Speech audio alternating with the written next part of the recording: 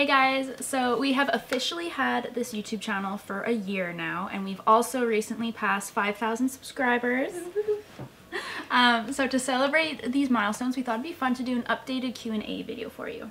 Now, we asked you guys on Twitter, Facebook, and Instagram if you had any questions for us, and you guys showed up and sent us lots of fun questions, so we're going to go through and answer as many as we can. Now, at the end of the video, we're also going to be doing a fun giveaway for you guys, so make sure you stay to the end of the video to check that out. So we'll start with some of the questions that we got on Facebook. The first is from Angela Bycroft, who asked, do you have a favorite past box? We get asked this question quite a bit, and it's always challenging to answer. She did say, I know it's like picking your favorite child. Yeah. If you have to. I mean, I'm pretty partial to the one that I'm about to do an unboxing for, the January Sugar and Spice box for Junior. It was really crammed full of stuff, and it all went so well together, and the book is so great, and it's a lot of fun. Yeah. Yeah. And I think one that I'm really proud of was our October Find Me in the Forest box. I think because that was such a unique theme, and I'm just really happy with how all of the items came together, and you guys seem to really love it too. And it's an author that I discovered and absolutely fell in love with this past year, and I just was really happy to work with her as well. So. And I think I'm going to agree with you. I think that was probably my favorite, but for some reason, and that my brain also always goes back to the writer's block box from like ages ago. Yeah, it's true. March 2016? March 2016. Yeah. So that had the Serpent King in it, and that was a really good box as well. Yeah. And kind of same thing, like that was a theme that's a bit outside of the box, and it's kind of challenging to do, and yeah. Cool. Becca Jacquin asked, how do you get the exclusive covers? Basically, we just work with each publisher depending on what book we've chosen that month, and it's kind of, there's just a lot of back and forth discussion about the covers. Some are easier to change than others, the publishers are really hesitant to change for whatever reason. So in the end, the publisher is the one that makes the decision on what is going to be changed, but I do get to have my own feedback as well. And so far, I think it's been working out great. Becky Bourdreau asked, when picking a book, what do you consider? How do you choose one book over another? I don't think I tend to like go into the reading process with any specific considerations in mind personally. It's just sort of about like a gut feeling within the first 100 pages. Yeah. Sometimes 50 pages, you know when it's either like a real contender or like definitely not gonna work. But then sort of once you've gotten past that gut feeling and you know that it is a contender, it's like, is this something I can build a whole theme around? Yeah. Yeah. Yeah, and like, I don't know, it is challenging because you have to pick a book that you think the majority of people are gonna like. So even though there may be books that I personally really like, I might not think that they're a good fit for the box. So it has to be a book that is kind of like the whole package. Like it has to be an entertaining read, or maybe have like a really great message and like characters that you fall in love with. Like it kind of has to have everything to be a winner for me. Makes sense. Yeah. Yeah. Becky also asked, who is one author that you'd love to meet? I feel like this should be an easy one, but it's not. We've been lucky because we've got to meet quite a few authors in our lives already. Yeah. I think I would like to meet Becky Albertalli again. When did you meet her the first time? At Y'all Fest 2 years ago. Were you not with us? You might not have been in that line. I wasn't. No. Yeah. I was there in the city, but not. Yeah, I think it was. No, it was just in the signing line, but she was so sweet. Yeah. Yeah, and that was like before we worked with her and included her book, so it would be nice to reconnect and, you know, now that we've had this experience together. So for me, an author that I've never met, not even in passing at all, is Leigh Bardugo, and I would love to meet her. I only recently became a fan of like Six of Crows, so that's who I would want to meet. She's also just so awesome on Instagram. I love watching her stories. I just think she's like the coolest person ever. So. I feel like I've said David Sedaris too many times, so I've got to switch things up. And I'm gonna go. I know, I do just need to meet him. So funny. I'm gonna go totally the other direction, I'm going to go with a picture book author, and I'm going to say Oliver Jeffers. Because he's Irish, so he's still my heart. And he just seems like a very cool man. Agreed. So I would love to meet Oliver Jeffers. I don't know who he is. You don't? You would recognize his illustrations. I will show you when we go upstairs. Yeah, he's fantastic. Or he illustrated Day the Crayons Ran Away. Oh, okay. Then Yes. yeah, Okay. Yeah. Yeah, he's really cool. He's so funny. Emily Bannon asks, how do you get companies to make a specific design or product exclusive to OwlCrate? You asked? Honestly. Yeah, usually we just ask. I feel like a lot of the questions we get that's like, how do you achieve this? Like, the answer a lot of the time is we ask. A lot of people seem to be scared of sending that initial email or whatever. Yeah. There's no harm in asking. No. If you don't ask, the answer will be no. Like, Yeah. you have to kind of put yourself out there a little bit. And luckily, most people are really thrilled to be asked. Yeah. Even if they're not capable of doing it, they're not going to be mad about being asked. Yeah. You know. Yeah. So. Well, sort of like, within saying, just ask, we were listening to this great podcast the other day, and a woman was talking about like the art of cold calling or cold emailing and like just like putting it out there with a request for something. But like, in that, make sure you're doing your homework, provide all your contact info, provide the links you need to, like, don't just say like, I want this, can you do it? Like, you need to, give a bit more put information. the message out in a professional manner. But once you have that, just what's the worst that can happen? It's true. Yeah. Also, we pay for the designs. We pay for people. People aren't doing this for free. Like, we want to support people properly. Yeah. So, yeah. Emily also asked, do any of you use planners or other things to keep you organized? Yes. Yes. Yeah, so I use a really big moleskin planner just to kind of keep track of like my daily life and business plans and stuff. And then I also have this awesome planner that I got from my friend Little Inklings Designs. And it's like a planner made for Bookstagram people. Like, she has really thought everything out. There's like places to write your like reading wrap-ups, your TBRs, the books you want to buy that month. And I use that to keep track of all of our social media, Instagram, YouTube stuff. And it's been great to have two separate things for that. I have the Little Inkling Design one that Karina just bought for us very nicely. So I actually just sort of started to dig into that one yesterday and make that my like specific social media book one.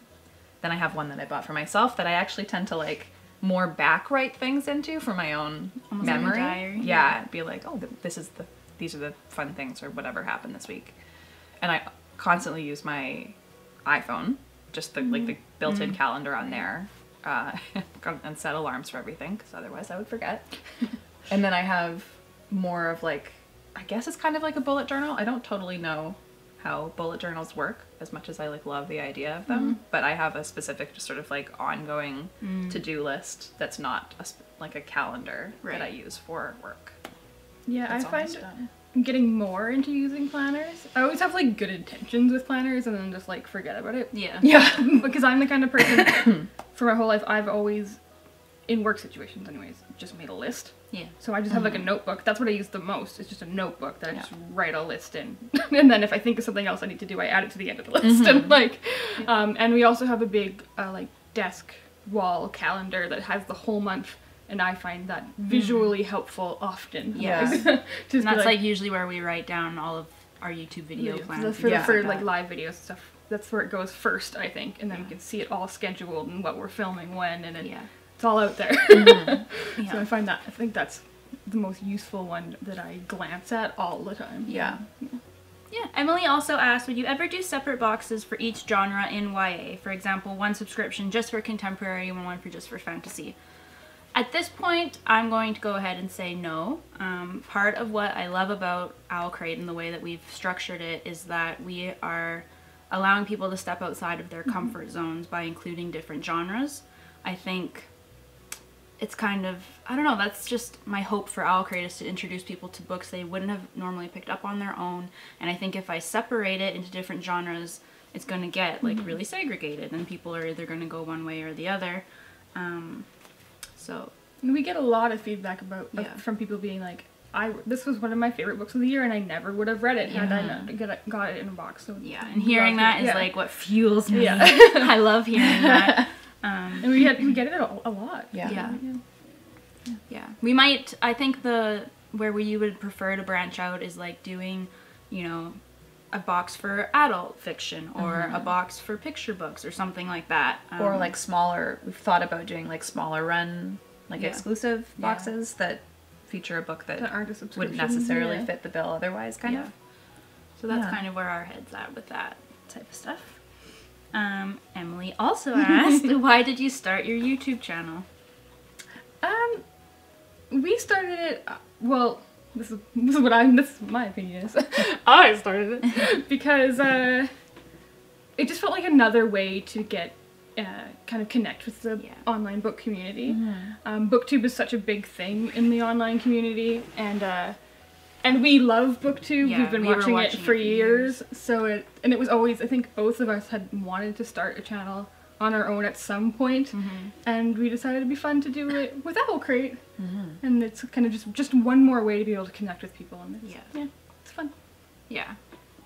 And like it's something that we've talked about for years, even before OwlCrate even started, and we were too shy to do it back then. And so I'm really proud of us. Like, I thought of it as like a test almost, and we did it, and like, good job, guys. We were all so nervous when we first so started. nervous. We're like, how do I act in front of the camera? Our first videos, even like a while. from everything from lighting to editing to the way we act in front of the camera, it's just like, it's been a journey. Yes. I'm still getting nervous, but I'm really happy that we're doing it because it's also very fun, and I feel like it's a new like way to be creative. So. And it forces us to get outside our comfort zones. Yeah. It's a skill. It is a skill. Alrighty. Natalie Ruth asked, what is your favorite bookish vendor that you've discovered since starting OwlCrate? Okay, I will say just bookish candles in general. I had no idea that was a thing. No, that has so many candles in my house now. And they're like, I don't even really burn candles, but I love the look of them, and I just think they're gorgeous, and it's just so smart. Yeah. But not a specific company, I would say, but I love the bookish candles. Yeah, I'm sorry. I truly cannot pick just one. Like, I work with so many different people in every single box, and every person I work with is a completely unique relationship, and a lot of love and talking back and forth goes into making each item, and I feel like we're both helping each other on our different journeys, and there's no way that I could pick even a handful. Like, there's too many. I think we supported around 80 different small businesses in 2017 alone, just in the OwlCrate box. That's not counting OwlCrate Junior. So I can't. They're all amazing. I recommend them all. Otherwise I wouldn't be putting them in the box. So yeah. If you guys want to see everybody that we've worked with, the past boxes page on OwlCrate.com is a good place to look. And we've got links to all their shops and a breakdown of every single box. So yeah, go check them out. Scour the internet. Jacelyn Rosebrook asked, how many books do you read in a week, and how do you decide which books to start first? You start with me? Why don't we start with Corey on this one? So I read probably on average about 5 books a week, give or take a little bit. And I pick them by going to my TBR pile. I like having a pretty decent sized TBR and just going, yeah, that feels good. And that's pretty much the scientific process behind how I pick what I'm going to read next. Nice. Yeah. 5 books a week. You're a monster. It's true. In the best way. I have been very proud of averaging about 1 a week so far. And I'm hoping to keep that up over the year. But yeah, I feel like that's pretty respectable. Yeah, no, it's good. I think, oh, sorry. Oh, and then what was the second part? It's how do we decide? With so many books, which ones to start first? I have a spreadsheet of all of the middle grade titles that I'm sent from the publishers. So I have been trying pretty hard this year, at least, to alternate between like a middle grade and an adult title, or a middle grade and a something else title. So I'll sort of like prioritize which ones I need to read first, which ones sort of like the description stands out to me the most. We'll read those ones first. And then I'm balancing it back and forth with just like other ones that I've heard people talking about or seen online or whatever. Yeah. Mm-hmm. I think for me, it's hard to say. Like, there's some weeks where I'll just be in a total reading mood and I'll read like 3. But I would say probably on average it's 2 books a week. I would guess. Because I feel like I usually read around 8 a month. There's lots of books that I start and don't finish. So, like, pages read would be higher. But anyways. And like how I'll decide is I'll read, like, every month there'll be a whole bunch of YA books coming out that'll be consideration for OwlCrate, and I'll kind of just pick the top ones that I'm most interested in and I want to get through those first. And then I'm trying to read more backlist titles too, like older books, because I feel like there's still so many I need to catch up on. Like, so many books come out all the time. And yeah, and like we're so focused on new books that are about to come out that like reading older ones is kind of difficult. So I'll try and read at least a couple off my TBR shelf, just for my own personal enjoyment every month as well. Yeah. Peachy Bashan asked the top 5 standalones for each of us. Top 5! Peachy! Oh wow. Just off the top of your head. This list might not be definitive. Yeah, and like if we were to look at our bookshelves, other things might have propped up. Like any. all, okay. Yeah. Do you want to do 1-1-1? So that's easier, so you don't have to do 5 in a row? I don't know. Or just like, I feel like I'm gonna forget. Okay. The Serpent King by Jeff Zentner. Okay. The Perks of Being a Wallflower by Stephen Chbosky. Extremely Loud and Incredibly Close by Jonathan Safran Foer.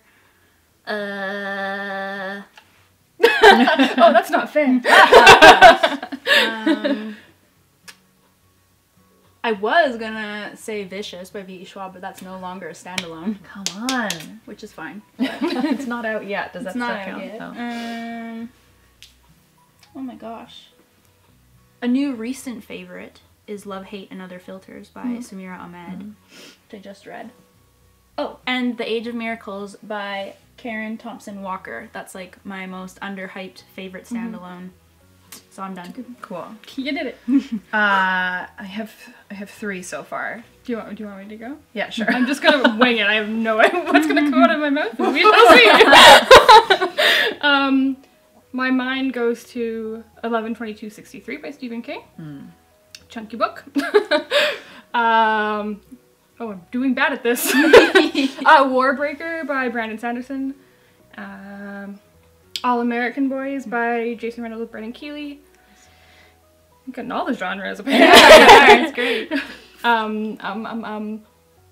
What I Talk About Running by Haruki Murakami. And one more. Trying to like envision, wait, I've read a lot of the same books as you. Jellicoe Road. Yeah. That's a good one that I don't talk about very often. It's an older one. Yeah. By Melita Marchetta. Nice. Okay. Ooh. I think I had 4, and now I'm forgetting one. Okay, let's It's see. hard. Me Talk Pretty One Day by David Sedaris. Time Traveler's Wife by Audrey Neffenegger. Orphan Island by Laurel Snyder. Yes, so good. And Dark Matter by Blake Crouch. Blake Crouch. Just read that one recently. And That 5th one is elusive. that 5th one, yeah. Oh, no, I was like, I was going to say The Wizard of Oz, but that's absolutely not a standalone. No. There are so many wizards. Oh gosh. Okay, I'm going to cut it off at 4, and then I might jump in. In like 10 minutes, she'll be like, Emily DiCarlo asked, when you started OwlCrate, did you ever imagine it becoming as big as it has? No. Short answer, no. Never in our wildest dreams did we think it would ever get to be as big as it has gotten. But it's great. But it's fantastic. We're so all. grateful. Yes. Okay, so now we're doing some questions from Twitter. So we have @Monica the Writer asked, are any of you writers? If so, what do you like to write? No. I like briefly had a blog for a while when I was traveling, and I of the like 6 entries that I ended up doing over 6 months. I like what I wrote, but I'm certainly not a consistent writer by any means. I like the idea of being a writer, but I just haven't really done any writing really since school. Yeah, like every once in a while I'll just like write in a journal, and it'll be more along a creative way instead of just like a here's what happened today. But that's like the extent of my writing now. I really liked writing in school, but no time right now. At Doggone Books asked, what book first made you a reader? I've been a reader my whole, since I could read. Like I've always been a kid who was into reading. When I was quite small, I really loved James Herriot. Oh, yes. Like his picture books. Stories. He has really great animal stories, picture books that are beautiful, and so I like latched onto those from like kindergarten age, and then I've been reading ever since. Nancy Drew was a huge one for me. I think it's still open. Somewhere in Vancouver there used to be a used mystery bookstore. Oh, cool. And they had, it's called Dead Right Books. I think it still exists. Anyways, they had like a whole shelf of them, and you like climbed a ladder up to them. And some of them were the like old classic covers, and I just remember my sister and I scouring those, and just like, we still have them all at my parents' house now, but yeah, Nancy Drew for sure. Didn't matter how formulaic they were, it was just like, I needed them. Nice. Yeah, I guess I've been a reader for as long as I can remember too, and the like kind of picture book style that I remember really loving was like Richard Scarry. Oh yeah. And I think Mercer Mayer, is that his name? Yeah, with that little like weird. Porcupine? Yeah, I don't even know what that creature is, but I just remember having a lot of those books. And then I think Goosebumps was like the first big thing right before Harry Potter that I was obsessed with. Yep. Alright, so we've made it to the end of that lengthy video. Thank you for sticking around, that was quite fun. Now, for the giveaway. In order to be able to win a future upcoming OwlCrate box, be sure to be subscribed to our channel and let us know in a comment what is the favorite video that we have ever uploaded up to this date. You have a year's worth of videos to pick from, so let us know what your favorites to watch were. We also received a lot of really interesting business questions for this Q&A that we've received so many that I think we would like to do a completely separate video about that. So if you have any questions, like advice on how to start a business, advice on subscription boxes, anything like that that has to do with like the business aspect of OwlCrate, I would love for you guys to leave a comment, and I will try and do a whole video dedicated to that, because there were so many questions that they deserve their own video. Yeah. So and you can leave one comment with the giveaway answer and your question. Yeah. Sounds good. So thank you so much for watching this video and for following us for a whole year. Yes, thank you guys. We are very proud of what we've put together on this channel, and we really hope that you guys like it. If you would like to see more videos, we post them every Wednesday and Saturday. So give this video a big thumbs up, hit that subscribe button, and we will see you again soon. Happy reading, and thanks for being awesome. Bye.